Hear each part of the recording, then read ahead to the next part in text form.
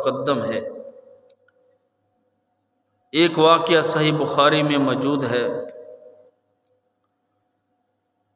حضرت ابو ہریرہ رضی اللہ تعالیٰ عنہ سے روایت کہ رسول اکرم صلی اللہ علیہ وسلم نے فرمایا، 3 بچوں کے سوا کسی نے ماں کی گود میں گفتگو نہیں کی، عیسیٰ بن مریم علیہ السلام اور صاحب جریج ایک عابد تھا جس نے ایک عبادت خانہ بنا رکھا تھا۔ ایک دن وہ اس میں نماز پڑھ رہا تھا کہ اس کی ماں آئی۔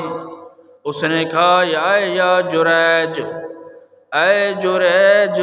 تو اس نے دل میں کہا، یا اللہ، ایک طرف ماں ہے ایک طرف نماز۔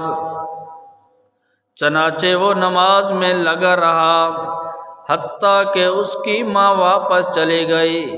دوسرے دن پھر اس کی ماں آئی۔ اس نے پکار کر کہا، یا جریج، اے جریج بیٹے۔ اس نے دل میں کہا، یا اللہ، ایک طرف ماں ہے ایک طرف نماز ہے۔ آخر وہ نماز میں لگا رہا۔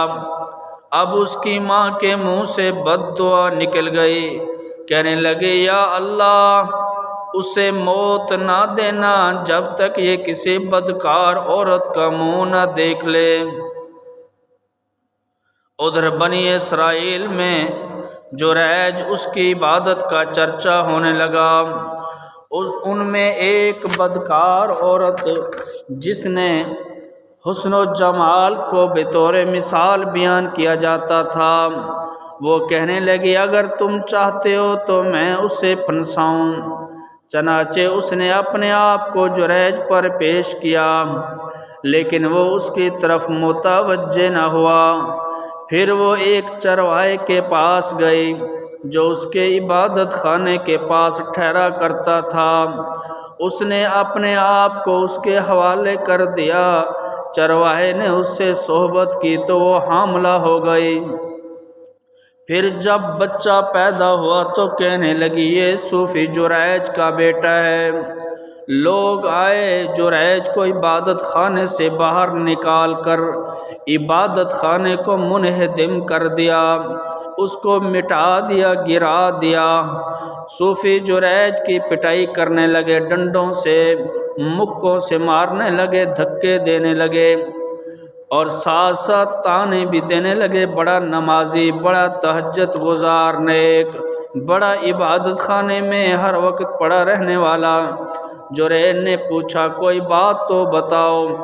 وہ کہنے لگے، تو نے اس فحشہ سے زنا کیا اور اب تو اس کے بچہ بھی پیدا ہو چکا ہے۔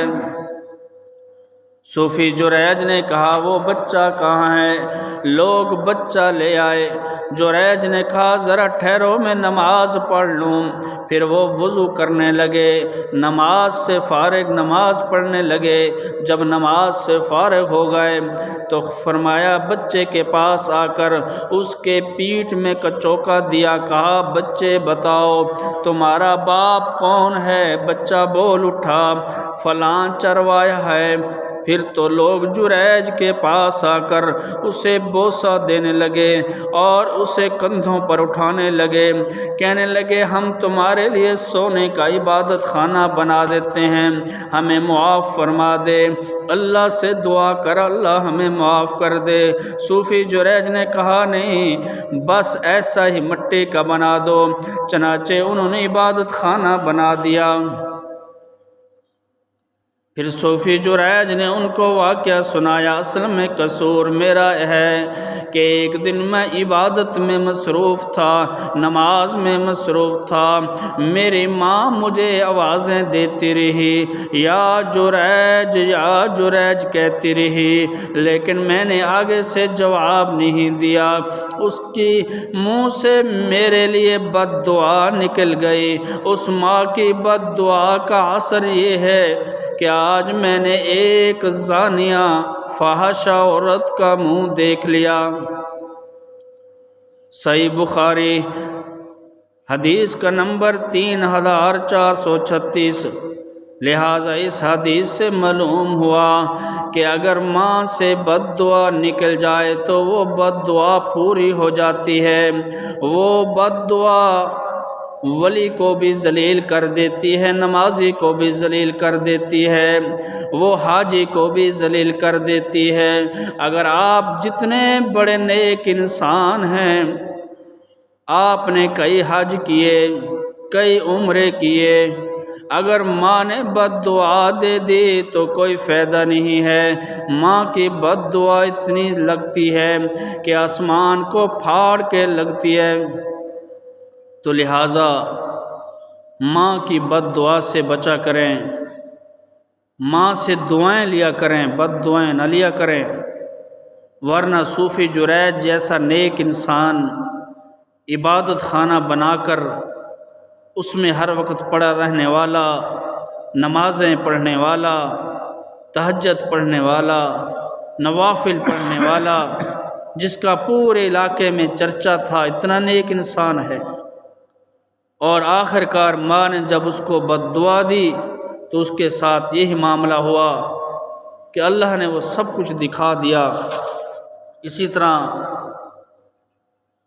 والدین کے حق میں دعا کرنا، یہ بھی جس طرح کہ سورۃ بنی اسرائیل کی ایک آیت کے حوالے سے ذکر تھا کہ اللہ تعالیٰ نے ان کے الفاظ دعا کے نقل کیے، فرمایا یہ دعا کے نقل رب ارحمہما کما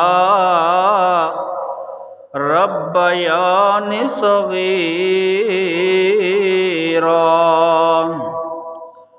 فرمایا اے اللہ ان دونوں پر رحم کر دے جس طرح میں جب چھوٹا تھا وہ مجھ پر رحم کیا کرتے تھے۔ حضرت ابراہیم علیہ السلام نے والدین کے حق میں یوں دعا کی، ربنا اغفر لی ولوالدی وللمؤمنین یوم یقوم الحساب۔ سورۃ ابراہیم آیت نمبر 41۔ اے ہمارے رب مجھے بخش دے، میرے ماں باپ کو بھی بخش دے، اور دیگر مومنوں کو بھی بخش دے جس دن حساب ہونے لگے۔ تو لہذا یہ دعا کیا کریں۔